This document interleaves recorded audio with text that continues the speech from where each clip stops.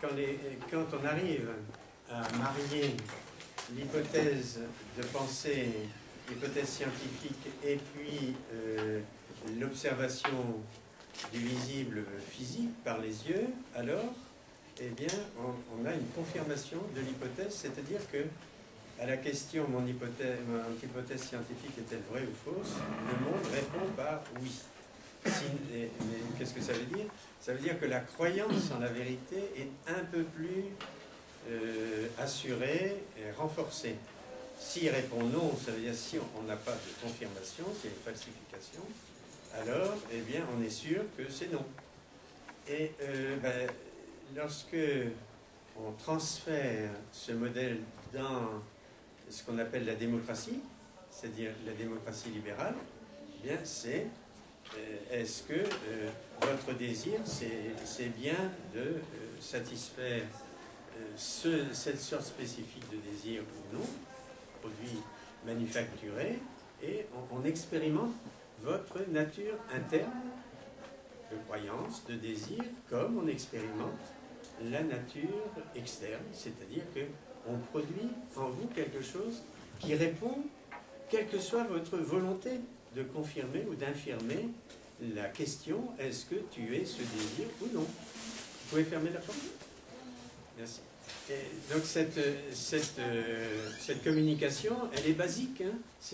C'est pas une communication seulement sur des mots, c'est une communication sur des images, sur des désirs, et donc on déclenche un mouvement qui est présumé commun à tous, mais que personne ne contrôle. Ça arrive ou non que vous ayez le désir qu'on veut vous faire désirer, comme ça, en vous montrant ces moyens de réalisation et la spécification de ce désir. Donc c'est une expérimentation, comme le cobaye, comme on expérimente, mais ça s'appelle communication, puisque on transfère ça dans la vie sociale. La vie sociale, la vie humaine devient un laboratoire, ce sont les mots mêmes de Peirce, et par conséquent, c'est cette nature interne qu'on fait parler, comme on fait parler la nature externe, mais ce qui s'appelle nature interne ici, c'est le fait de ne pas refuser son adhérence psychique à cette proposition de désir, cette proposition de croyance. Donc on va avoir une communication, une sagesse de la communication qui va être, elle, aussi basique que cette expérimentation, puisque on transfère ici expérimentation physique du monde de la science, on la transfère comme forme scientifique d'expérimentation de l'homme, et avec toute sa liberté de répondre et de faire, de remarquer qu'il y a une réponse en lui ou qu'il n'y en a pas, ou qu'on refuse. Donc cet esprit d'expérimentation, dit Peirce, c'est la seule façon de penser dont dispose l'expérimentateur comme être vivant pour régler ses problèmes pratiques, c'est-à-dire ses problèmes de vie. Je cite Peirce, Collected Papers, tome 5, paragraphe 411, la disposition de l'expérimentateur est de penser toute chose exactement comme on la pense en laboratoire, c'est-à-dire comme une question d'expérimentation.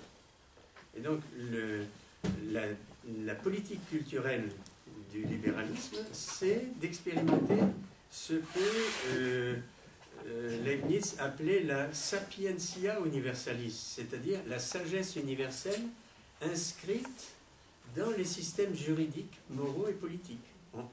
On expérimente ça. C'est plus un tabou, c'est plus une certitude d'avance, on l'expérimente. Donc on l'expérimente comme on expérimente par la pub votre adhérence ou votre désadhérence à des désirs.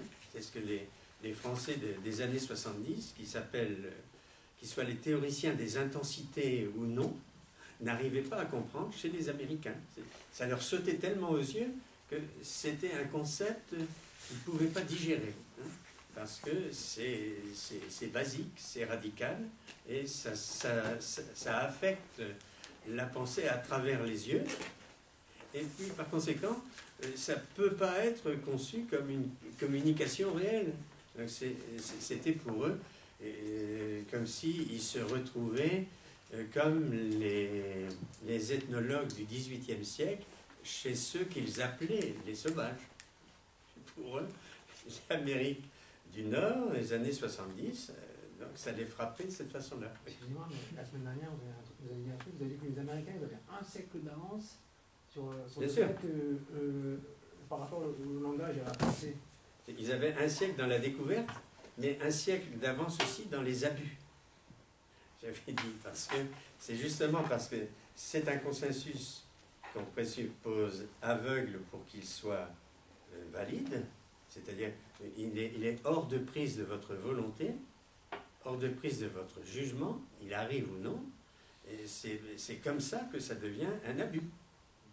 Mais on peut à la fois découvrir une chose et en abuser en même temps. C'est ça, donc, Deleuze et Foucault se marraient comme des tordus quand on leur posait des questions, parce que quand ils étaient en Amérique du Nord, parce que vraiment, ça les dépassait. Le seul qui réfléchissait un peu là-dessus, donc, entre 70 et 75, c'était Lyotard, aussi Derrida, mais c'était vraiment étonnant. C'était un sujet d'étonnement, puisque comme bon Européen qui pense que chacun sait que chacun pense, et puis se dirige d'après sa pensée, tout à coup se trouver devant un court-circuit de pensée pareille, c'était étonnant. Maintenant, ne vous étonnez plus, ça fait partie, c'est monnaie courante de la vie quotidienne et de l'utilisation des médias. Mais pour eux, ils avaient beau avoir fait 68, ils étaient bouche bée.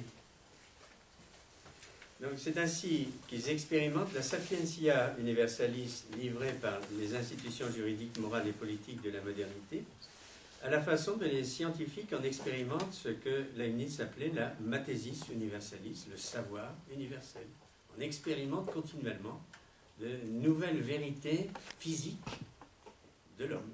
C'est ça qui s'appelle communication sociale.